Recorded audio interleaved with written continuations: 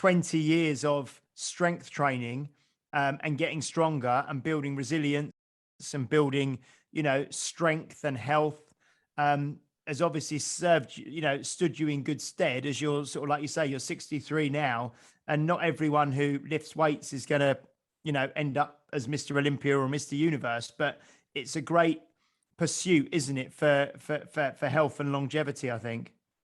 It is an absolutely wonderful addiction. That's what it is. I can't go a week without it. If I ever am forced to, I see changes in my personality, and my wife or my kids will say, "Hey, go work out. You need to work out," and it's a tremendous addiction. And incidentally, I believe when people start working out, when they choose, especially if they haven't before, if they choose whatever modality they choose, traditional training, unconventional training, even jogging or bicycling or something like that, the first thing to address is not necessarily the efficacy of the workout. What's the best way to lose weight, or the first thing you need to address is that you need to develop the habit of consistent training, because the very best workout, whatever it is, will not work if you don't do it. And also, a subpar workout, if you do it and do it consistently, will give you results. There's types of training that I don't pursue because I just don't think they're as effective as what I do. But a person who does them, and who does them consistently and over time, will get the results. Every type of training will work. People say, "Will this work? Will that work?" Everything works. Some things work better than other things. But if all you do is bicycling, and if you do it with gusto and with your heart, you will reap benefits from that if you do it consistently. I happen to like the mace and kettlebells, Bulgarian bag. I love those things, and they work for me, and I love them. But that doesn't mean that everybody has to use them. I really love that. I love that. We just recorded a podcast with Keegan Smith from ATG, and he was talking about how actually the majority of people do no exercise whatsoever.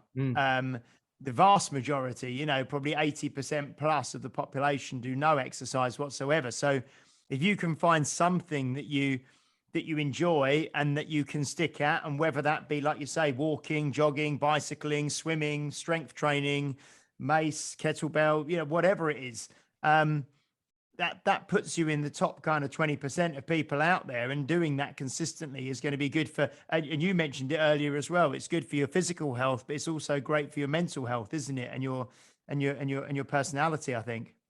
It really is. And one thing I found that I did not bargain for, added bonus I got as the years went by. But when I was a young man, I kind of liked to keep my training private to myself and just among my gym buddies. I would never work out publicly, ever.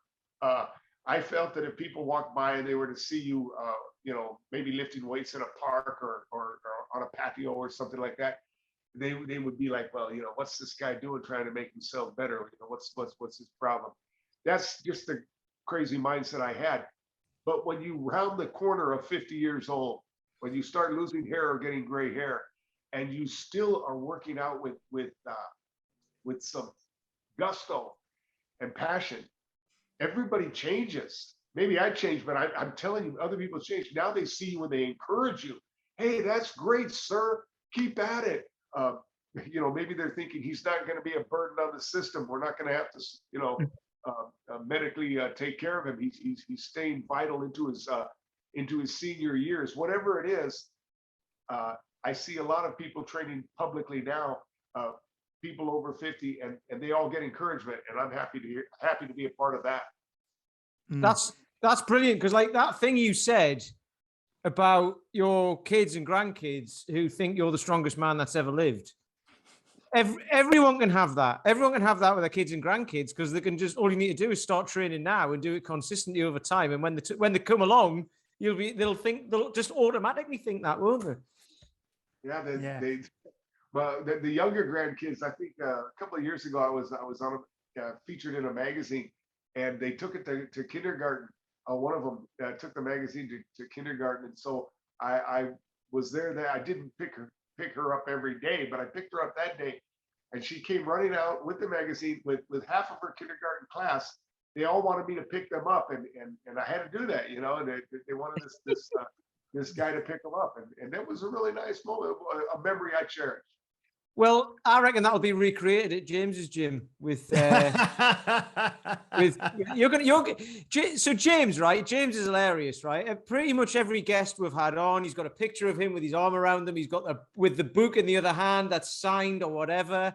And then like Dan John came over a couple of weeks ago, and he's there with James's kids on his shoulders. So, you know, this is going to be the new thing, isn't it, James? You're going to have all these guys like. And it'll be like Milo. It'll be like the Greek. He was Greek, wasn't he? Or Cypriot, or whatever. Milo, the guy who carried the calf to town. There'll be these guys, and when Bella and Xander are like 25 years old, he's standing with them on his shoulders like that. That'd be hilarious. Because when Dan came over, I think it was. I think Bella was about 3 months old or 6 months old or something. So he had a picture holding her when she was like a little baby, and then this time he had her as well. So no, it was great. But I love that you know, like you're saying about children and grandchildren. You know, Bella, especially as she's 5 now. You know, she loves meeting. You know, Fabio Zonin when he came over, Dan John. You know, she'll meet you, Rick, and she meets all these strong people coming from all over the world. And it just becomes kind of like natural to her, and it becomes something that. I mean, she's already asking about, you know, when she can start exercising and training and things. And I don't try and push her into it at all, but it's just setting that positive example, isn't it? And just being around that, which is good.